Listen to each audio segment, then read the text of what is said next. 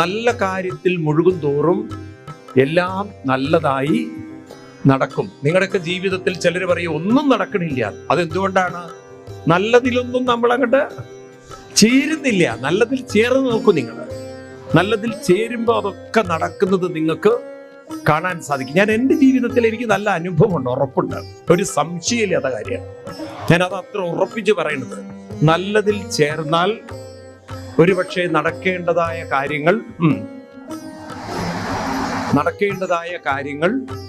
നടന്നിരിക്കും, നടന്നേ പറ്റുള്ളൂ. അത് നടത്താൻ കാലം അതിനൊരു സംവിധാനം പുറകെ പറയൂ ഒരുക്കിയിട്ടുണ്ടാവും. എങ്ങനെങ്കിലും ഏതെങ്കിലും വിധത്തിൽ. മനസ്സിലായില്ലേ? അതുകൊണ്ട് നിങ്ങൾക്ക് ഒരു വിഷമവും വേണ്ട.